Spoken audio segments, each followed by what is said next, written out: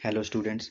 जय Hind students. I hope कि आप सब अच्छे होंगे और अपनी प्रेपरेशन बहुत ही अच्छे तरीके से कर रहे होंगे। तो चलिए स्टूडेंट्स, आज हम अपने ज्योग्राफी का सेशन नंबर 3 स्टार्ट करते हैं। मैंने इससे पहले 2 सेशन कंप्लीट करवा दिए हैं और आज हमारा प्रैक्टिस सेशन नंबर 3 है।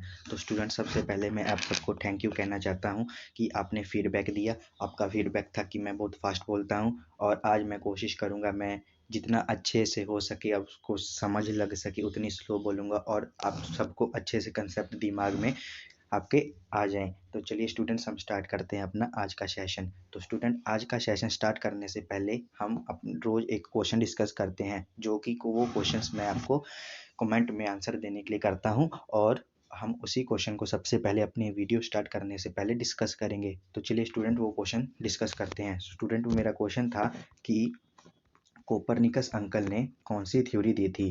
कोपरनिकस अंकल ने कौन सी थ्योरी दी थी। विच theory was given by Copernicus uncle. Students, हमारे पॉइंट्स थे। हमारा फर्स्ट पॉइंट था जियोसेंट्रिक थ्योरी। हमारा फर्स्ट पॉइंट था geocentric theory. Second point heliocentric theory.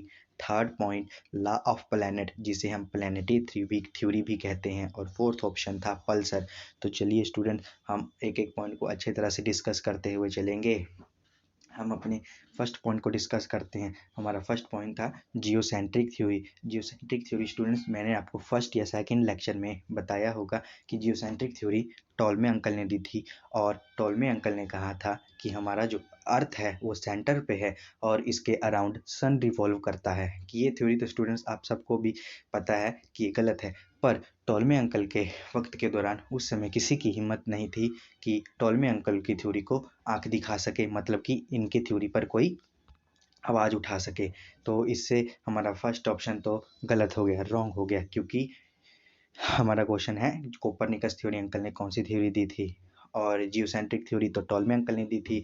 तो इसीलिए फर्स्ट पॉइंट तो हमारा रॉन्ग हो गया। हमारा सेकंड पॉइंट था लॉ ऑफ प्लैनेट या प्लैनेटरी थ्योरी।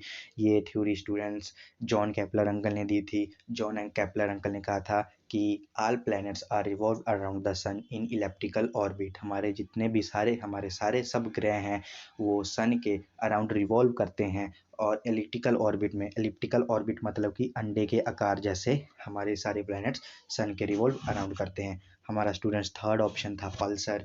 तो स्टूडेंट, पल्सर तो आपको पता ही होगा, रोटेटिंग न्यूट्रॉन स्टार को, जैसे मैं मान लीजिए कि ये एक न्यूट्रॉन स्टार है, ये रोटेट कर रहा है, तो इसे हम ही रोटेट कर रहा है मतलब कि घूम रहा है इधर से इधर जैसे मर्जी घूम रहा है, तो इसे हम पल्सर कहते हैं। तो स्टूडेंट, हमारा एक ऑप्शन रह गया हीलियोसेंट्रिक थ्योरी। तो यही हमारा सही ऑप्शन है।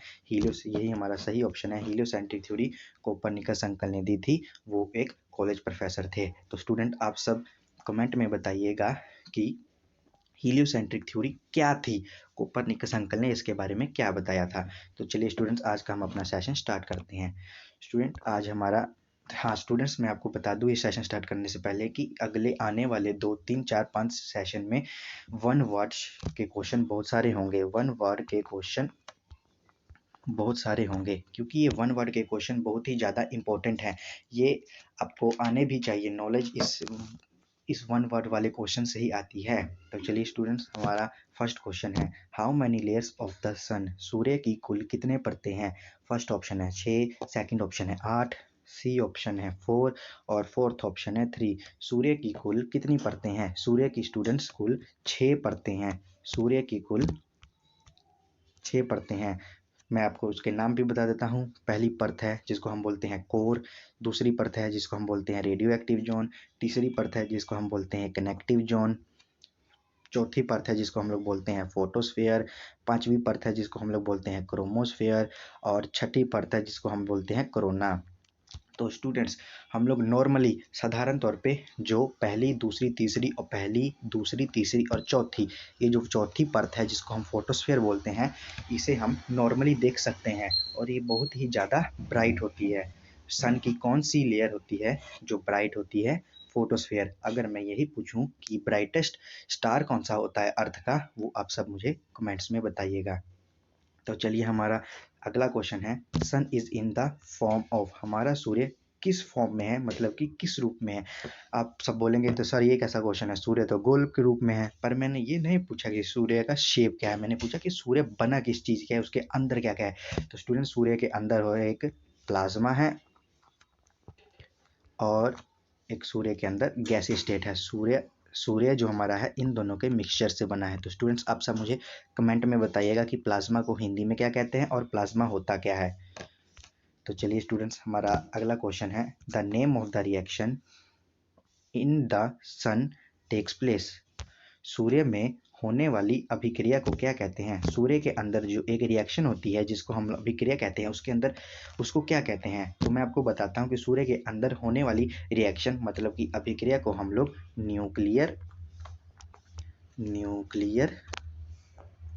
फ्यूजन, सूर्य के अंदर होने वाली अभिक्रिया मतलब कि रिएक्शन को हम लोग न्यूक्लियर फ्यूजन कहते हैं। तो स्टूडेंट्स आपको मैं एक फैक्ट की बात बताता हूँ कि सूर्य के अंदर, मैं बताता हूँ कि सूर्य हमारा है इतना ज़्यादा जलता कैसे है, उसके अंदर इतनी आग कैसे है। तो मैं बताता हूँ, सूर्य के अंदर दो केमिकल पाए जाते हैं, एक पाया जाता है हाइड्रोजन और दूसरा पाया जाता है हीलियम। और सूर्य के अंदर जो मैंने अभी आपको रिएक्शन बताया न्यूक्लियर फ्यूजन, इसी की वजह से सूर्य इतना जलता है।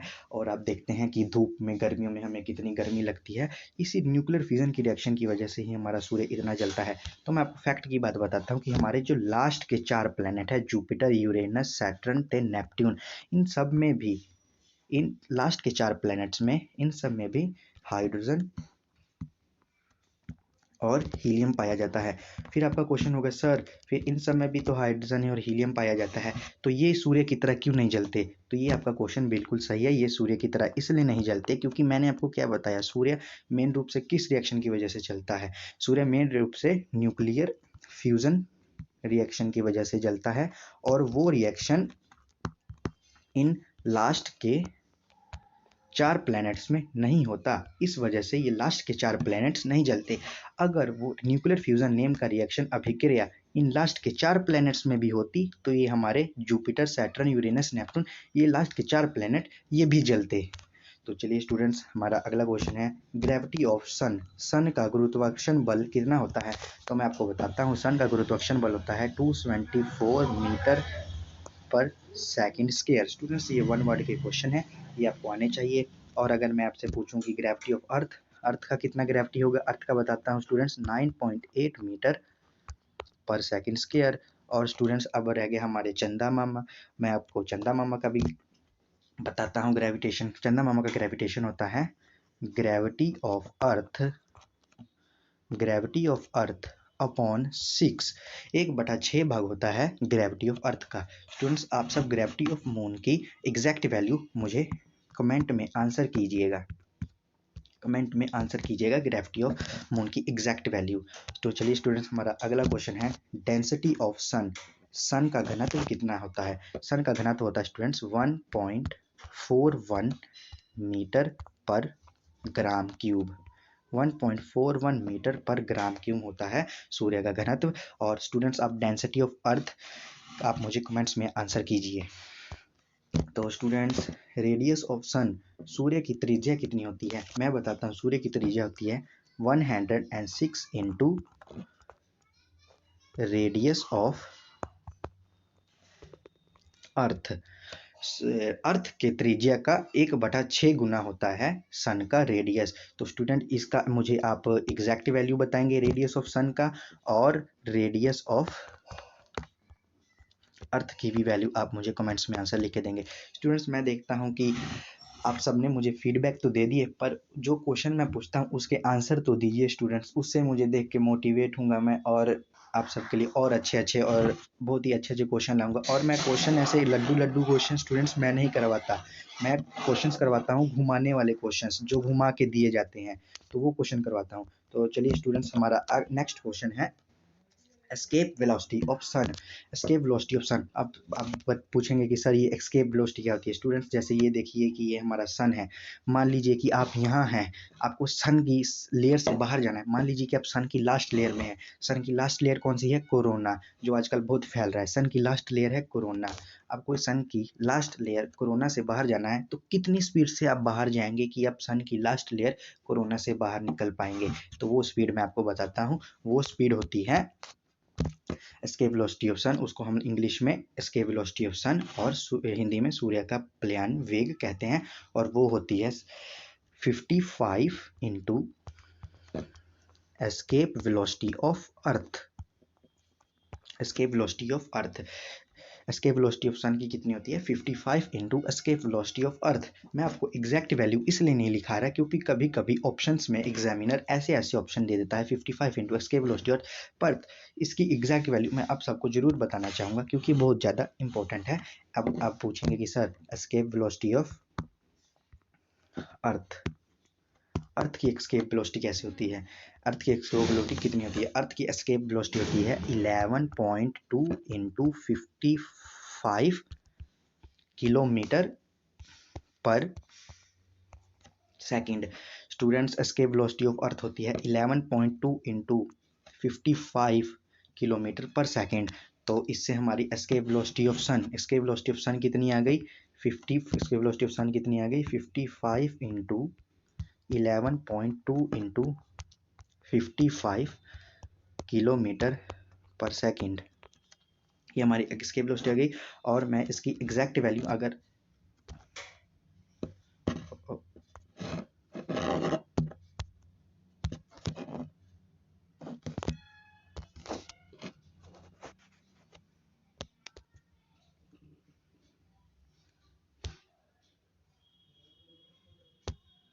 और अगर इसकी मैं इसके वेलोसिटी ऑफ सन की एग्जैक्ट वैल्यू बताना चाहूँ तो ये आ जाएगी 33,880 किलोमीटर पर सेकंड।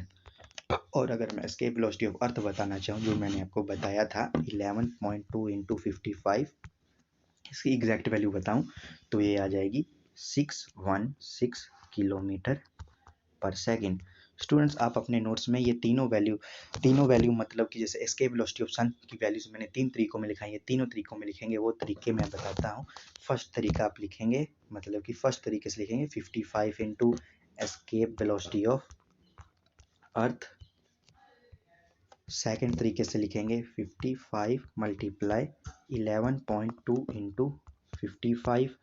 और थर्ड आप लिखेंगे एग्जैक्ट वैल्यू 33,880।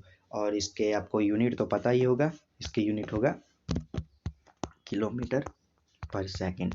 तो स्टूडेंट ऐसे ही आप मुझे अपने नोट्स में एस्केप वेलोसिटी ऑफ अर्थ की भी वैल्यूज लिखेंगे। तो चलिए students escape velocity of earth, escape velocity of अर्थ मैंने आपको बता ही दी कितनी होती है 11.2 इंटू 55 किलोमीटर पर सेकंड। और इसकी एग्जैक्ट वैल्यू भी बताई मैंने 616 किलोमीटर पर सेकंड। तो स्टूडेंट्स ये दो क्वेश्चन इंपॉर्टेंट है, इसको कर लीजिएगा, ये पेपर में आने के चांसेस जरूर हैं। तो चलिए स्टूडेंट्स हमारा नेक्स्ट क्वेश्चन है, सेकंड लास्ट क्वेश्चन है। Second largest planet in the solar system, सौर मंडल का दूसरा सबसे बड़ा ग्रह कौन सा है? तो सौर मंडल का दूसरा सबसे बड़ा ग्रह हमारा सैटर्न है। सौर मंडल का दूसरा सबसे बड़ा ग्रह हमारा सैटर्न है, जिसको हम शनि भी कहते हैं। सौरमंडल का दूसरा सबसे बड़ा ग्रह सैटर्न है, जिसको हम शनि कहते हैं। शनि भी कहते नहीं, शनि कहते ही हैं, शनि ही कहते हैं। तो स्टूडेंट्स ये क्वेश्चंस ऐसे नहीं आएंगे कि पहला ग्रह सबसे बड़ा, दूसरा ग्रह सबसे बड़ा। ये क्वेश्चन ऐसे आते हैं कि अर्थ के पास सबसे बड़ा ग्रह कौन सा है, अर्थ के दूर, मतलब अर्थ के दूर तीसरे नंबर पर सबसे ग्रह कौन सा है, अर्थ के पास दूसरे नंबर पे सबसे पास में कौन सा ग्रह है। ये क्वेश्चंस ऐसे आएंगे। और जब आपके सर आपको सोलर सिस्टम के नोट्स पढ़ा देंगे तब मैं आपके लिए प्रैक्टिस क्वेश्चन इस तरह से लेके आऊँगा। मैंने आपको पहले भी कहा मैं लड्डू क्वेश्चंस नहीं लेके आऊँगा। और स्टूडेंट्स हमारा आज का लास्ट क्वेश्चन है, smallest planets in the solar system, हमारे सौर मंडल का सबसे छोटा ग्रह कौन सा है? हमारे सौर मंडल का सबसे छोटा ग्रह कौन सा है? हमारे सौर मंडल का सबसे छोटा ग्रह मरकरी अंकल हैं, हमारे सौर मंडल का सबसे बड़ा ग्रह मरकरी अंकल हैं। इसको हम हिंदी में क्या बोलते हैं? इसको हम हिंदी में बुध बोलते हैं। इसको हम हिंदी में बुध बोलते हैं। तो स्टूडेंट्स चलिए आज के लिए ये बस इतना ही। अगर आपको ये सेशन अच्छा लगा हो तो इस सेशन को लाइक और सब्सक्राइब कीजिएगा।